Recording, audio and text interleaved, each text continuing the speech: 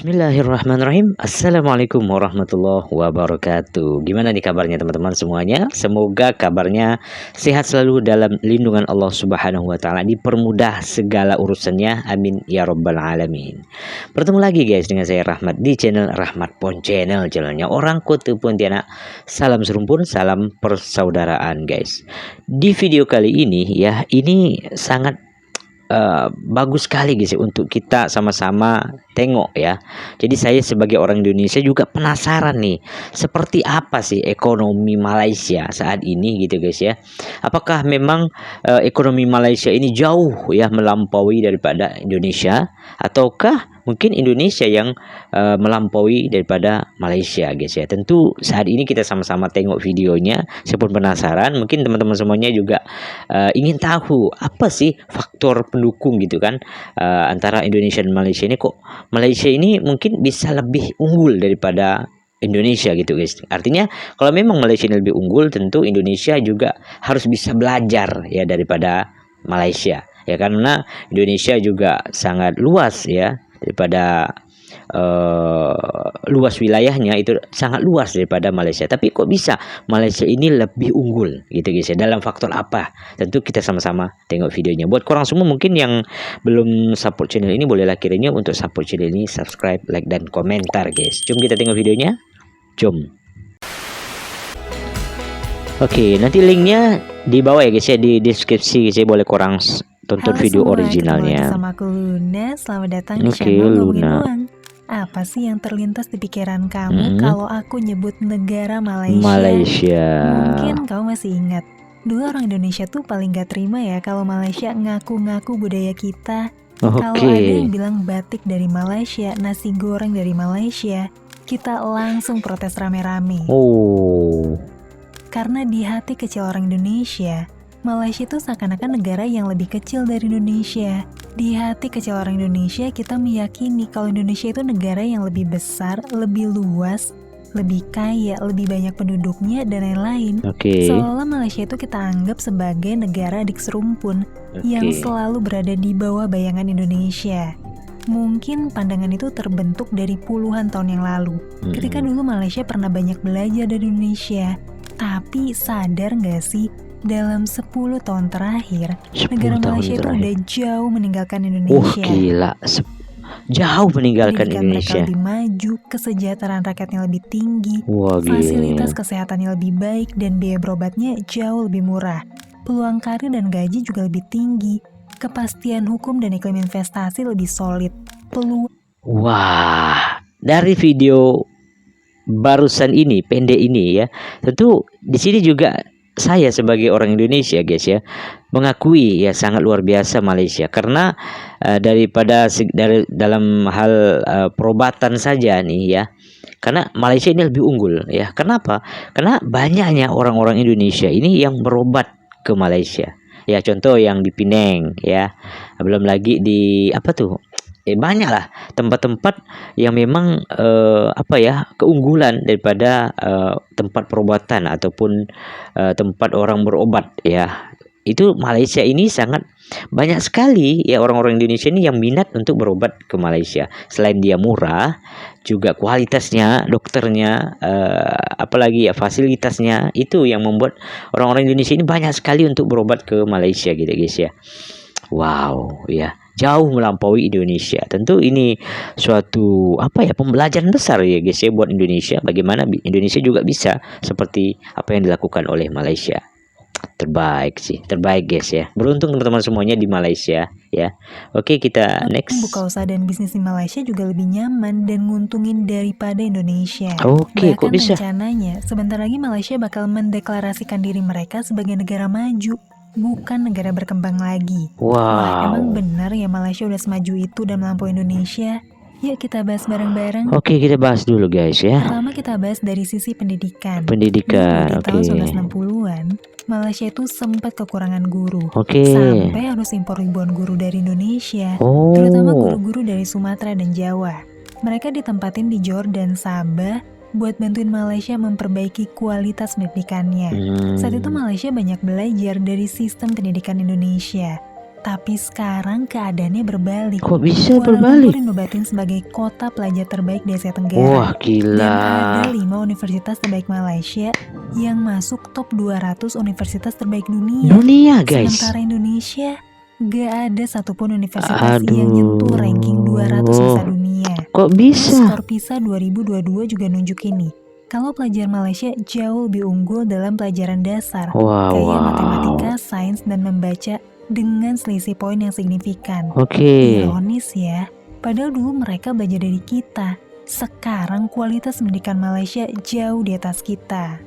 Gila. Kita lanjut bahas dari Sebentar sisi- guys, sebelum kita lanjut nih, ini sangat yang membuat saya tuh apa guys ya, tersentuh lah istilahnya seperti itu.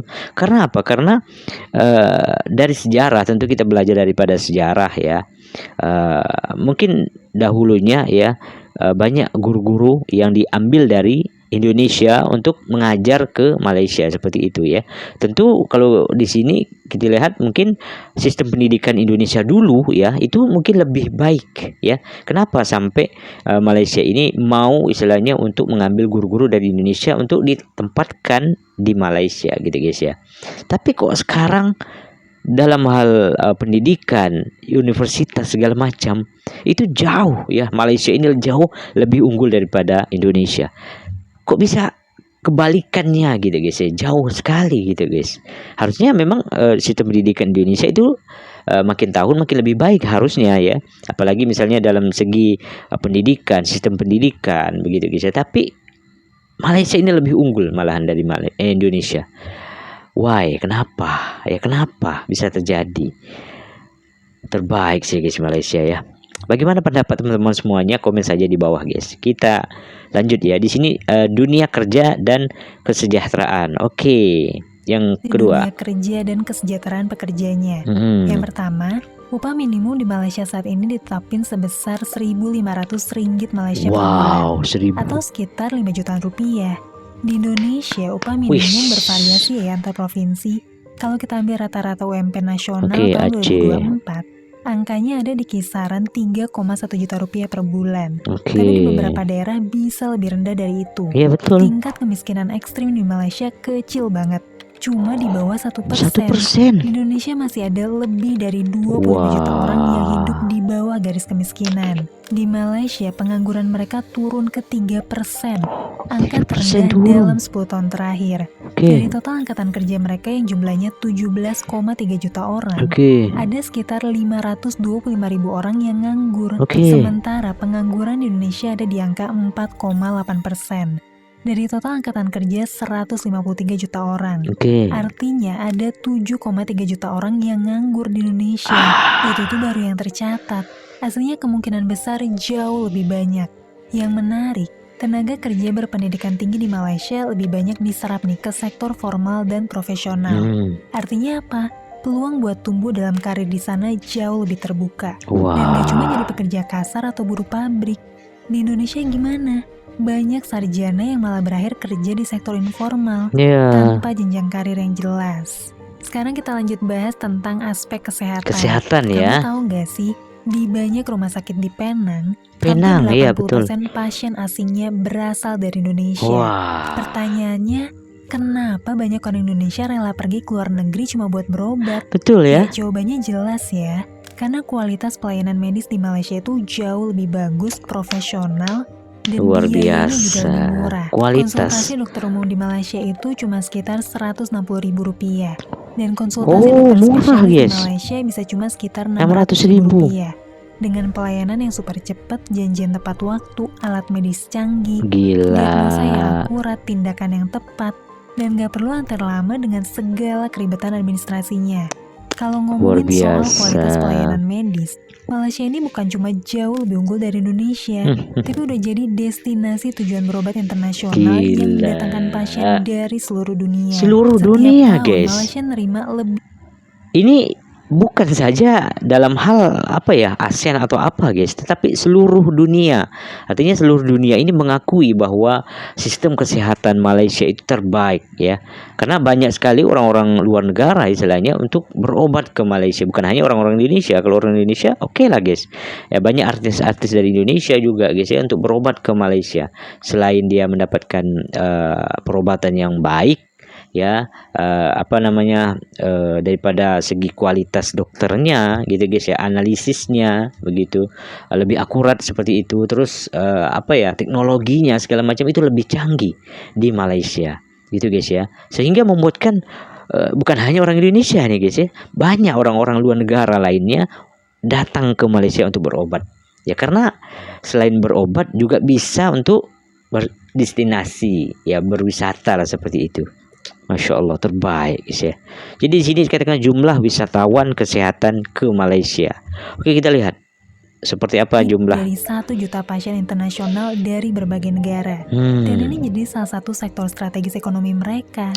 Sekarang yuk kita bahas tentang iklim investasinya. Oke, iklim investasi ya. Kalau kita ingat dalam 5 tahun terakhir, ada banyak petinggi perusahaan teknologi dunia yang datang ke Indonesia, bikin headline di media dan langsung ditemenin sama para menteri. Tapi setelah itu, apa mereka investasi besar-besaran di sini, bangun pabrik, dan supply chain? Sayangnya enggak. Sementara itu kalau perusahaan kelas dunia datang ke Malaysia, yang mereka dapetin bukan cuma headline media, tapi juga investasi miliaran dolar. Perusahaan raksasa kayak Intel, AMD, Dell, HP, Samsung, Apple, Microsoft, dan Tesla. Semuanya rame-rame buka cabang di Malaysia. Luar biasa guys. Ratusan ribu tenaga kerja Malaysia. Tapi kenapa bisa gitu? Iya, kenapa bisa gitu? Bukan karena SDM kita jelek. Tapi apa di tuh? Malaysia, regulasi, kepastian hukum, dan pajak jauh lebih ramah kepada para investor asing. Dan ini yang berpengaruh guys. Ada ormas yang tiba-tiba sweeping pabrik, minta jatah atau ganggu operasional. Pemerintah Malaysia tahu stabilitas dan kepastian hukum itu fondasi ekonomi, dan mereka benar-benar menjaga itu. Sekarang yuk kita bahas dari segi kepercayaan dunia internasional. Dulu Indonesia pernah bangga karena jadi tuan rumah Asian Games keempat di Jakarta di tahun 1962. Saat itu Indonesia bangga karena dapat kepercayaan secepat itu. Tapi sekarang coba perhatiin deh, kalau ada konser artis global atau event internasional besar, mereka lebih sering mampir ke Malaysia dibanding Indonesia. Mulai dari konser musik, festival film, sampai olahraga kelas dunia. Malaysia makin sering jadi tuan rumah. Sementara Indonesia yang dulunya lebih banyak malah dilewatin gitu aja. Contohnya apa? Malaysia pernah jadi tuan rumah Formula One selama 18 tahun berturut-turut. 18 tahun? Dengan sirkuit kebanggaan mereka di sirkuit Sepang. Ya? Konser juga mirip. Banyak selebriti dunia yang lebih milih manggung di Kuala Lumpur lebih banyak ketimbang konser di Jakarta. Misalnya penyanyi Billie Eilish yang konser World Tour tahun 2022 lalu. Buat kawasan Asia Tenggara, dia lebih milih manggung di Stadion Bukit Jalil Kuala Lumpur dan ngelewatin Indonesia. Terus penyanyi Dua Lipa juga ngelewatin Indonesia nih, dari serangkaian acara World Tour tahun 2024 lalu, dan milih manggung di Axiata Arena Kuala Lumpur. Selain dua nama itu, ada cukup banyak ya band dan penyanyi internasional lain yang ngelewatin Indonesia, tapi lebih milih manggung di Malaysia. Kenapa bisa lebih milih ke Malaysia, betul ya? Aku yakin ini bukan soal pasar Indonesia yang gak mampu bayar tiket, tapi soal kepercayaan internasional terhadap infrastruktur dan tata kelola negara kita. Karena di Malaysia kualitas IO lebih baik, fasilitas arena lebih matang, lebih profesional, akses transportasi, keamanan, dan perizinan juga lebih mudah. Singkatnya, kalau dunia lagi nyari tempat manggung di Asia Tenggara, mereka pilihannya antara Singapura atau Malaysia aja. Sementara Indonesia belum dapat kepercayaan itu. Sekarang kita bahas dari sisi fundamental negara, yaitu energi, pangan, dan transportasi. Bisa dibilang sebentar ya, sebelum kita lanjut, ini suatu kepercayaan, artinya ini yang mempengaruhi guys ya, bagaimana negara-negara luar ini percaya kepada sesuatu negara. Itu tentu punya indikator tersendiri gitu guys ya, mempunyai